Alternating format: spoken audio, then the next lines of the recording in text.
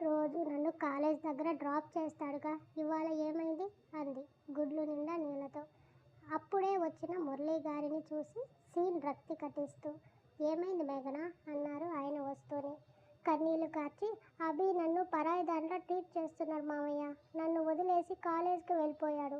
నేనంటే తనకి ఇష్టం లేదు అంది ఏడుస్తూ. అదేం లేదమ్మా, నిన్ను ఆట పట్టించడానికి అలా వెళ్ళి ఉంటాడులే. రేపటి నుంచి వదిలిపెట్టమని నేను చెప్తాలే అన్నారు. రేపు కాదు, ఇవాళ, ఇప్పుడే చెప్పాలి. బావ వచ్చి నన్ను తీసుకెళ్తే కానీ నేను కాలేజ్కి వెళ్ళనని మంకి పట్టు పట్టింది. ఇప్పుడు చెప్తే నా మీద అంత ఎత్తున లేస్తాడు తల్లి.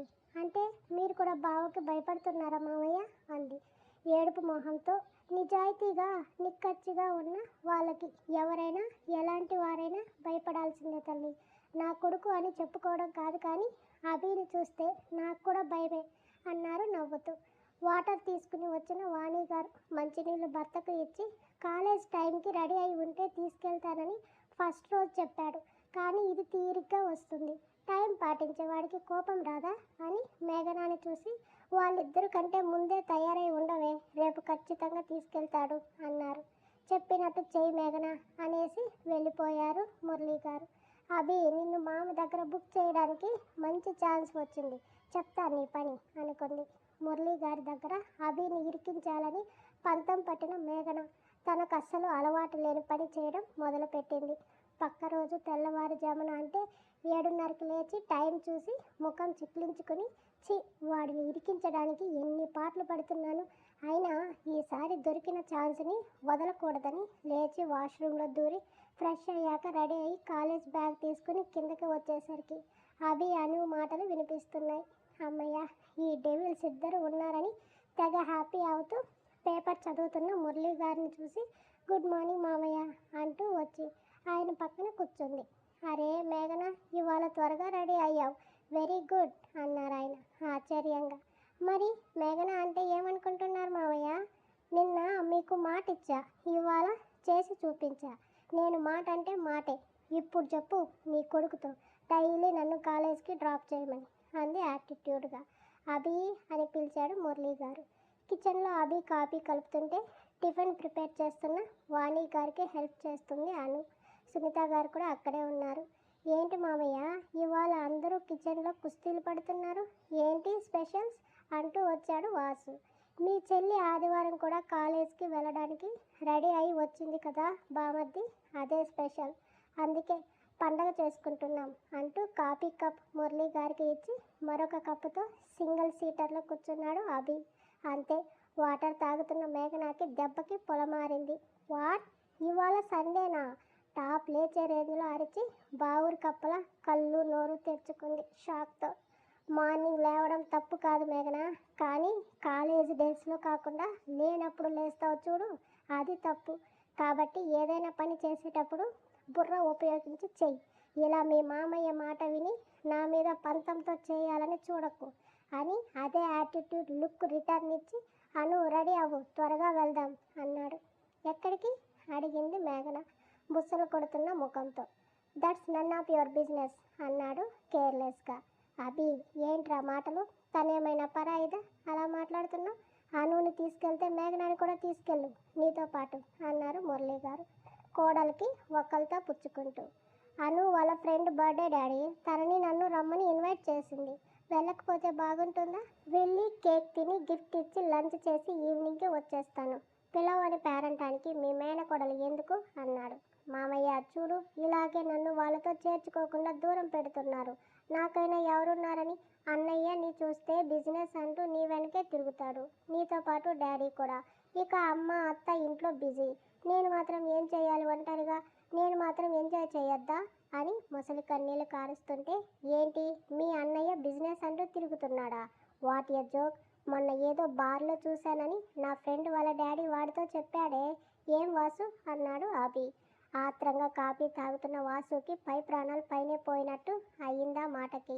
అడ్డంగా బుక్ చేసేసాడు నన్ను అనుకుంటూ, నా ఫ్రెండ్స్ బర్త్డే పార్టీ అని పిలిస్తే సరదాగా వెళ్ళాను మామయ్య, జ్యూస్ తప్ప ఇంకేమీ తాగలేదు, ఒట్టు, నన్ను నమ్ము అన్నాడు. ఏమో, అదంతా నీకు మీ మామయ్యకే తెలియాలి అని చెప్పి ఇంట్లో ఉన్న నాతో మా అక్కతో కాకుండా మీ ఫ్రెండ్స్తో ఎంజాయ్ చేయడం నేర్చుకో మేఘన. వాళ్ళని ఇక్కడికి పిలిపించుకో, లేదా నువ్వే వాళ్ళ ఇంటికి వెళ్ళు. అంతేగాని మమ్మల్ని సతాయించకు. మేము వెళ్ళే చోటు నీకు నచ్చదని ఒత్తి పలికి సీరియస్గా చెప్పి, డాడీ మీరేమనుకున్నా సరే తనని మాత్రం మాతో చేర్చుకోం. మీ ముద్దుల మేనకోడలికి బలుపు ఎక్కువ. ఎక్కడైనా తీసుకెళ్తే డబ్బు పొగరు చూపిస్తుంది. అది నాకు నచ్చదు అన్నాడు స్ట్రైట్గానే. చూడు మామయ్య ఎలా అంటున్నాడో అని ముక్కు సీదింది మేఘన. నువ్వు ఎంత ఓవర్ యాక్షన్ చేసినా మీ మామయ్య నమ్ముతాడేమో కానీ నేను నమ్మను. ఎలాగో రెడీ అయ్యావుగా, ఆ బుక్స్ తీసి చదువుకో, పర్సంటేజ్ అయినా పెరుగుతుంది అని అను కంఫాస్ట్, టైం అవుతుందని గట్టిగా చెప్పి వెళ్ళాడు. మామయ్య వాళ్ళతో పాటు నన్ను కూడా తీసుకెళ్ళమని చెప్పవా అని గారాలిపోయింది మేఘన. వాళ్ళు వెళ్ళేది బర్త్డే పార్టీ అంటున్నారు కదమ్మా, అక్కడ నీకు ఎవరూ తెలియదు. వెళ్ళినా ఒక్కదానివే అవుతావు. ఎందుకు అంత బాధ? అత్త మటన్ కర్రీ గారెలు చేస్తుంది, తిని హాయిగా సినిమా చూసుకో అన్నారు మురళి గారు. లేదు వాళ్ళతో వెళ్తాను ప్లీజ్ మామయ్య అని గడ్డం పట్టుకుని బతిమాలుతుంటే, అను అన్నారు మురళి గారు. నాన్న అంటూ వచ్చింది అను జడను అల్లుకుంటూ. మీతో పాటు మేఘనాని కూడా తీసుకెళ్ళండి, తను ఒక్కటే ఏం చేస్తుంది అన్నారు. నా friends middle class family daddy, తనకి కంఫర్ట్గా ఉండదు అంది. అలాంటి మిడిల్ క్లాస్ వాళ్ళతో ఫ్రెండ్షిప్ ఎందుకు చేస్తున్నావు అను అంది మేఘన. ఏ వాళ్ళు మాత్రం మనుషులు కాదా అని ఘాటుగా అడిగింది అను.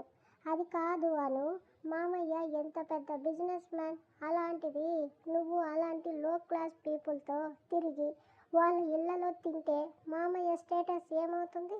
కొంచెమైనా క్లాస్ మెయింటైన్ చేయాలి కదా అంది. ఇంతలో డ్రెస్ చేంజ్ చేసుకుని వచ్చిన అభి, అయితే ముందు మీరు ఇంటి బయట ఉంటారు మేఘన గంగిరెడ్డి గారు అన్నాడు. కంగున మోగిన అతని వాయిస్కి చూసింది మేఘన. మీ నాన్న ఊరు నిండా అప్పులు చేసి ఇక్కడికి వచ్చాడు. అక్కడే కనుక ఉండి ఉంటే మీరు లో క్లాస్కి ఇంకా కింద రేఖలో ఉండేవాళ్ళు. మరి మిమ్మల్ని మేము అలా అనుకోలేదు, ఇంట్లో పెట్టుకున్నా అన్నాడు. అంటే బయట తిరిగే వాళ్ళు మేము ఒక్కటేనా బావా అంది మేఘన తోక తొక్కిన తాచులా. మాకు ఎవరైనా సమానమే, నువ్వైనా మన ఇంటి వంట మనిషి కూతురు అయినా అన్నాడు షార్ప్ వాయిస్తో. ఆ రోజు పాత బట్టల దగ్గర తను చేసిన వీరంగం గుర్తొచ్చి నోరు మూసేసింది మేఘన. మురళి గారికి ఆ విషయం తెలిస్తే తన మీద ఉన్న గుడ్ ఇంప్రెషన్ పోతుందని. అభి అవన్నీ ఇప్పుడు ఎందుకు మాట్లాడటం, సునీత వింటే బాధపడుతుంది. మేఘనాని నీతో పాటు తీసుకెళ్ళండి అన్నాడు. నో డాడీ, అక్కడికి వచ్చిన లో క్లాస్ పీపుల్ అని నీ మేనకోడలు ఓవర్ యాక్షన్ చేస్తుంది. నాకు తిక్క రేగి 4 పీకినా ఆశ్చర్యం లేదు. వచ్చి మరీ తన్నించుకోవడం అవసరమా అన్నాడు. నేను ఏమంత రాక్షసిని కాదు మామయ్య, నేను ఎవరిని ఏమీ అనను, ప్రామిస్ తీసుకెళ్ళమని చెప్పు అంది. అభి వద్దన్న మురళి గారు చెప్పడంతో అయిష్టంగానే సరే అని కార్ కీస్ తీసుకున్నాడు. అను పద అంటుంటే వాళ్ళకన్నా ముందే ఫ్రంట్ సీట్లో కూర్చోవాలని పరుగున వెళ్ళిన మేఘన డ్రైవింగ్ సీట్ పక్కన సీట్లో కూర్చుంది. అను అభి పక్కన కూర్చోకూడదని. కాసేపటికి డ్రైవర్ ఎక్కి కార్ స్టార్ట్ చేస్తుంటే, ఏంటి నువ్వు ఇక్కడ కూర్చుంటున్నావు అంది వికారంగా మొహం పెట్టి. డ్రైవింగ్ చేసేవాళ్ళు డ్రైవర్ సీట్లో కూర్చోక నీ నెత్తిన కూర్చుంటావా అని డ్రైవర్ కార్ స్టార్ట్ చేయన్నాడు. వెనక కూర్చున్న అభి పక్కనే అను కూడా కూర్చుంది. ఇంకా ఎక్కువ వాగితే పీకడం ఖాయమని పంటి కింద పెదవిని కొరికేస్తూ ఆవేశాన్ని ఆపుకుంది. దారిలో స్టోర్ దగ్గర ఆపి ఏవో షాపింగ్ చేశారు అభి అను. కనీసం తనని పిలవలేదని ఉక్రోషంతో దిగలేదు మేఘన. తను రావాలి అనుకుంటే మనం పిలవకపోయినా వచ్చేది అను, కావాలని మొండిగా కూర్చుంది చూడు, అది తన పొగరు, అహంకారం అన్నాడు అభి. కార్ నేరుగా అనాథ శరణాలయం లోపలికి వచ్చింది. డ్రైవర్ ఆ మామిడి చెట్టు కింద ఆపు, కార్ నీడలో ఉంటుందని అభి చెప్పిన మాటకి అలాగే బాబు అని కార్ చెట్టు కింద ఆపాడు డ్రైవర్. అది చూడగానే మేఘన మొహం అసహ్యంగా మారింది. ఫ్రెండ్ బర్త్డే అని ఇక్కడికి ఎందుకు వచ్చారు అంది అరుస్తూ. అను ఫ్రెండ్ ఇక్కడే ఉంది మరి అని కన్నింగ్ లుక్ మేఘనాకి విసిరి చక్కగా గౌన్లో వాళ్ళ కోసమే వెయిట్ చేస్తున్న 10 ఏళ్ల బర్త్డే బేబీ కారు చూసి అక్క అంటూ పరుగున వచ్చి అను కాళ్ళని చుట్టేసింది. డర్టీ పీపుల్ విదిలింపుగా అని కిందికి దిగిన మేఘన హీల్ పొద్దున్న బర్రె వేసిన పేడ ముద్ద మీద సమ్మగా దిగింది. చీ యాక్ అంటూ అసహ్యంగా మొహం పెట్టిన మేఘనాని చూసినా కూడా పట్టించుకోకుండా అక్కడికి వచ్చిన పిల్లలందరికీ తమతో తెచ్చిన చాక్లెట్స్ బొమ్మలు అని పంచమని డ్రైవర్తో చెప్పి అను పద పాపతో కేక్ కట్ చేయిద్దామని లోపలికి తీసుకెళ్లాడు. అంత లోపలికి వెళ్తుంటే ఇక్కడికి అనవసరంగా వచ్చాను, అభి రావద్దని అన్నా నేనే వినలేదు. ఇప్పుడు ఈ పెంటని ఎలా పోగొట్టాలని చిర్రుబుర్రులాడుతున్న మేఘనాని అక్కడే ఉన్న మరో పాప చూసి వచ్చింది. అక్కడ వాటర్ ట్యాప్ ఉంది రండి అని పిలిచింది. అమ్మాయికి తగలకుండా 4 అడుగుల దూరంలో నడుస్తూ వెళ్ళింది మేఘన. ఆశ్రమానికి బ్యాక్ సైడ్ వంటశాల ఉంది. అక్కడ అంట్లు తోముతున్నారు చాలామంది పనివాళ్ళు. ఆ ఏరియా అంతా కొంచెం క్లమ్జీగా ఉండటం చూసి ఛీ అని మొహం వికారంగా పెట్టుకొని ముక్కు మూసుకుంది. ఆ పాపకి అలాంటి చీదరింపులు అలవాటై పెద్దగా పట్టించుకోలేదు. అదిగోండి అక్కడే కుళాయి ఉంది, కడుక్కోండి అని వెళ్ళబోతుంటే నా చెప్పులు నువ్వు కడుగుతావా, అక్కడికి రావడం ఇష్టం లేదు అని అంది. పర్వాలేదు ఇటు ఇవ్వండి మేఘన హీల్ పట్టుకోబోతున్న అమ్మాయిని మరో అమ్మాయి ఆపేసింది. ఆ అమ్మాయి అక్కడే పని వాళ్లకు సహాయం చేస్తుంది. ఏం చేస్తున్నావని అడిగింది ఆ పాపని. మేడం చెప్పులకి పేడ అంటుకుంది అక్క, కడుక్కోవడానికి ఇబ్బంది పడుతుంటే నేను కడిగిస్తానని చెప్తున్నాను అంటున్న ఆ పాపని కాస్త కోపంగా చూసి ఇలాంటి పనులు నిన్ను ఎవరు చేయమన్నారు, చెప్పులకి పేడ అంటుకుంటే కడుక్కోవడం పెద్ద కష్టమా, వెళ్ళు లోపలకని కసిరింది. అంత కోపంగా ఎప్పుడూ చూడని పాప భయపడి వెళ్ళిపోయింది. ఎందుకు ఆ అమ్మాయిని పంపించేశావు, చేసిన పనికి డబ్బులు పడేసేదాన్ని కదా, పొగరుతో బలుపుగా చెప్పింది మేఘన. నిజానికి మేఘన ఆ రోజు పార్టీకని స్పెషల్గా ఎక్స్ట్రా మేకప్తో రెడీ అయి వచ్చింది. డ్రెస్ కూడా అభి ఉన్నాడని మోకాళ్ళ కింద వరకు ఫ్రాక్ లాంటిది వేసి హెయిర్ లీవ్ చేసి పోలేరమ్మలాగా వచ్చింది. అందుకే స్వప్న ఇప్పుడు చూసినా గుర్తుపట్టలేకపోయింది. స్వప్న పని అలసటతో ఉండి చాలా బక్క చిక్కి కనబడటంతో మేఘన కూడా గుర్తుపట్టలేదు. ప్రజెంట్లో డబ్బులు ఇస్తే చెప్పులు కడిగే వాళ్ళు ఎవ్వరూ లేరండి ఇక్కడ, మేము అనాథలమే కానీ ఆత్మాభిమానం లేని వాళ్ళం కాదు. ఆ పసిపాపతో మీ చెప్పులు కడిగిస్తున్నారు, ఇదేమైనా మర్యాదగా ఉందా మేడం అని మామూలుగానే చెప్పింది స్వప్న.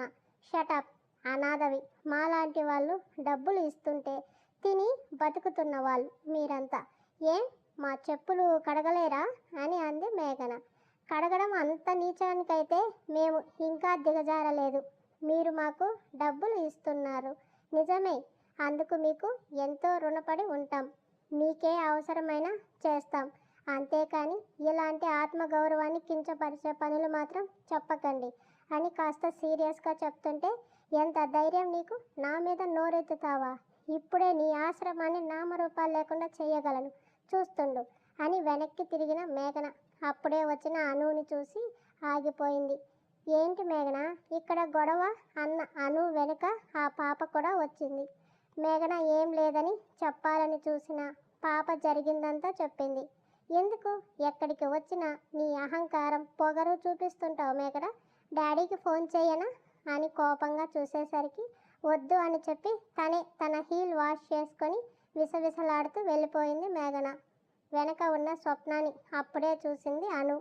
పాత కాటన్ చుడిదార్లో పైటని ముందు నుంచి నడుంకి కట్టి ఉంది. పని చేసేటప్పుడు ఇబ్బంది లేకుండా అక్కడ పని చేస్తున్న వాళ్ళకి సహాయం చేస్తుంది. స్వప్న కళ్ళలో తెగింపుతో పాటు అంతులేని కరుణతో మానవతామూర్తిలా అనుని మొదటి చూపులోని ఆకర్షించింది. సారీ అండి, తనకి ఏమీ తెలియదు, ఏమైనా తప్పుగా మాట్లాడి ఉంటే క్షమించండి అంటున్న అనుని ఆశ్చర్యంగా చూస్తూ మీరు ఎందుకు మేడం క్షమాపణలు చెప్తున్నారు, మిమ్మల్ని ఇక్కడ చాలాసార్లు చూశాను, పలకరించాలి అనుకున్నాను కానీ పెద్దవాళ్ళు కదా, మాలాంటి వాళ్ళు వస్తే ఏమనుకుంటారోనని దూరంగానే ఉండిపోయాను. ఇవాళ పాప బర్త్డే మీరే సెలబ్రేట్ చేస్తున్నారని నిన్నటి నుంచి పిల్లలంతా ఎంతో సంబరంగా ఉన్నారు. మీరు ఇవాళ వచ్చారు, వాళ్ళ ఆనందానికి అంతే ఉండదు. మీలాంటి మంచి మనసు అందరికీ ఇవ్వమని దేవుణ్ణి వేడుకుంటున్నానని చేతులు జోడించింది. దగ్గరకు వచ్చిన అను స్వప్న చేతులు పట్టుకుని నీ పేరేంటి, ఏం చదువుతున్నావు అని అడిగింది. నా పేరు స్వప్న, నేను 10th క్లాస్ చదువుతున్నాను అని చెప్పింది. ఆ అమ్మాయి మీ సిస్టర్నా? కాదు, అత్త కూతురు, కొంచెం కోపం ఎక్కువ. కోపం కాదండి, అది అహంకారం. చిన్న పాపతో ఎలా మసులుకోవాలో కూడా తెలీదా, మరి అంత హీనంగా చూడాలా, బాధగా చెప్పింది Swapna. I am really very sorry Swapna. తను అంతే, వదిలేయ్. పద, అక్కడ కేక్ కటింగ్ అయ్యింది, వచ్చి కొన్ని పిక్స్ తీసుకుందాం అని అడిగింది అను. నాకు ఫొటోస్ అలవాట్లేదండి, ఇక్కడ కొంచెం పనుంది, మీరు వెళ్ళండి అంది. వాళ్ళు ఉన్నారు కదా నూరా, వాళ్ళంతా పని వాళ్ళు కాదండి, నాలాగే ఎవ్వరూ లేని వాళ్ళు. మాకు మేమంతా ఒక ఫ్యామిలీ. ఇలా అమ్మా నాన్నకి సహాయం చేయడం ఇష్టం. నాకు పని అవ్వకపోతే వార్డెన్ మేడం అరుస్తారు, మీరు వెళ్ళండి. నా డ్రెస్ కూడా తడిచిపోయింది అంది. నా దగ్గర చాలా డ్రెస్సులు ఉన్నాయి, నీకు తెస్తాను ఈసారి వచ్చేటప్పుడు, తీసుకుంటావా అని అంది. ఇది కూడా మీలాంటి వారు ఇచ్చిందే, తప్పకుండా తీసుకుంటాను అంది. థ్యాంక్ యూ స్వప్న. నీతో మాట్లాడుతుంటే అస్సలు టైం తెలియడం లేదు. నాతో పాటు మా ఇంటికి వస్తావా?